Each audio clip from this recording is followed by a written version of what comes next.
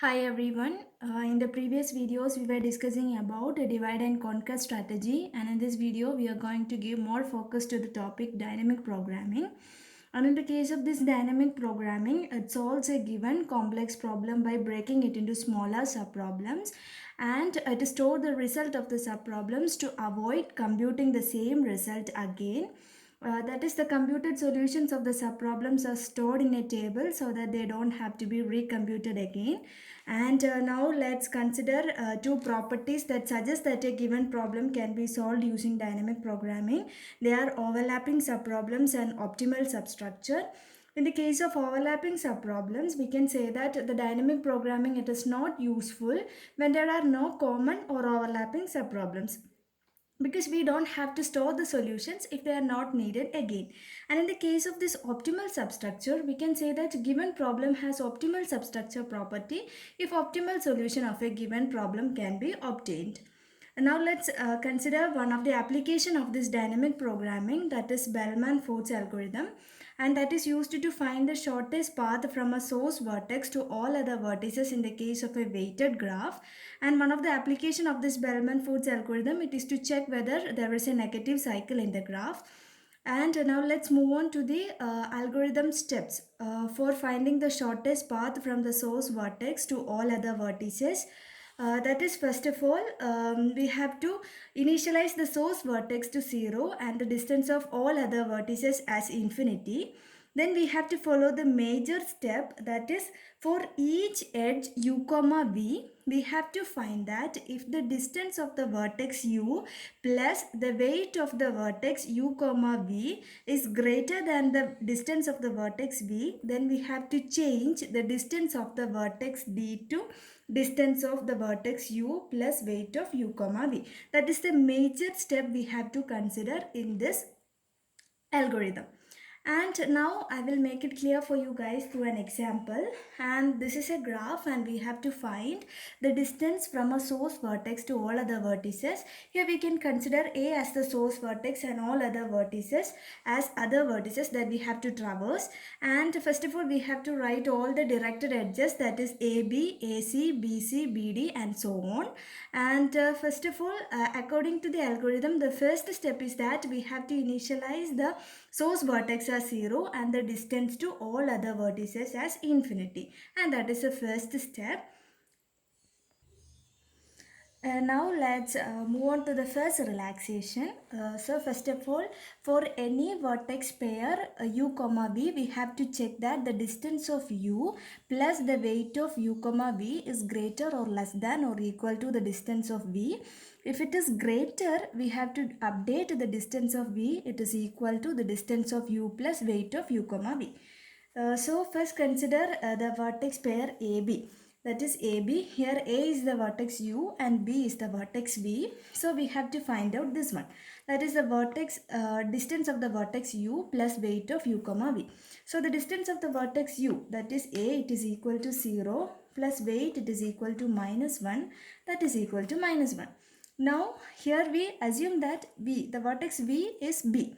So here the distance of B, it is infinity. So this minus 1, it is less than infinity. So we have to update the distance of the vertex B, it is equal to minus 1. Okay, this minus 1. So now consider the vertex pair AC. On considering AC, the distance of vertex A is equal to 0 plus weight, it is equal to 4 and that is equal to 4 and that is 4, it is less than infinity. So we have to update the distance of C as 4. So here distance of B now become minus 1 and the distance of C that becomes 4. Okay, now consider BC. And on considering BC, the distance of B, it is equal to minus 1 plus weight, it is equal to 3 and that is equal to 2. And now this 2, it is less than 4. So we have to update the distance of C, it is equal to 2. Okay, and now consider BD. On considering the vertex pair BD, the distance of B, it is equal to minus 1 plus the weight, it is equal to 2, that is equal to 1, it is less than infinity. So now the distance of D becomes 1.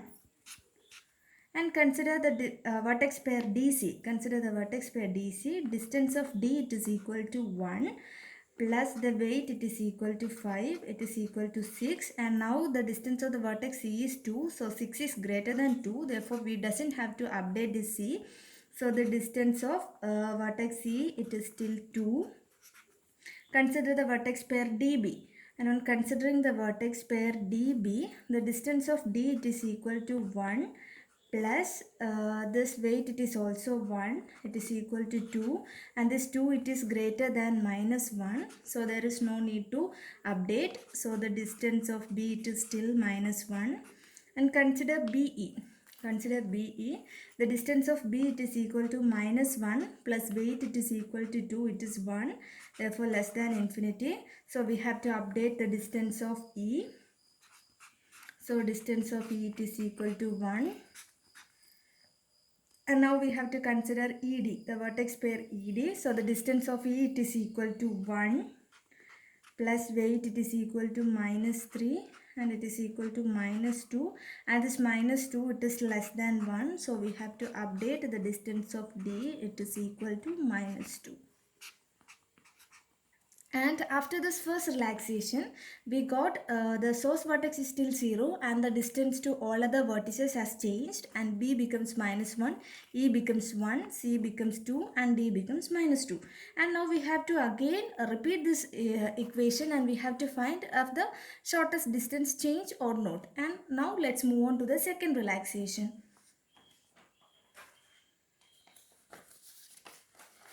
And in the case of the second relaxation, again we have to follow the same procedure as in the case of the first relaxation.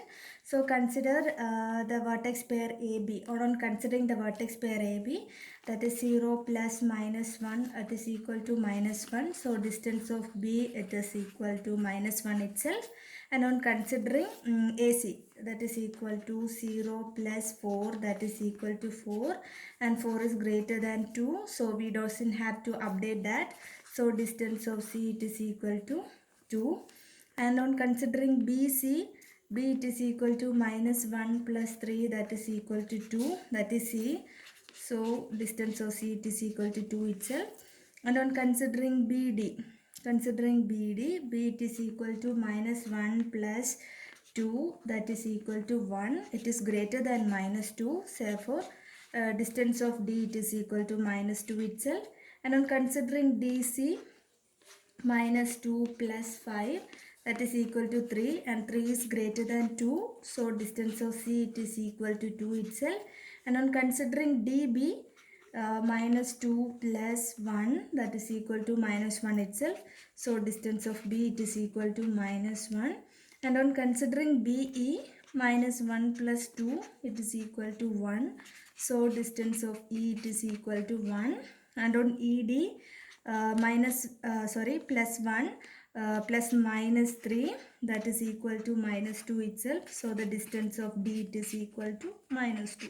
So after the second relaxation, we got a conclusion that still the graph remains the same as that of the first relaxation, and that there is no change. So we can stop it by here. And in the second relaxation, if the distance had changed, we have to further move on with the third and fourth relaxation and so on. And by here, in this case, there is no change by the second relaxation, so we have to stop by here. So we got the shortest path from the source vertex to all other vertices. Now A, the source vertex A it is equal to 0, and the shortest path to B it is equal to minus 1, to C it is equal to 2, to D it is equal to minus 2, and to E it is equal to 1. So this is the shortest path by following this Bellman-Ford's algorithm.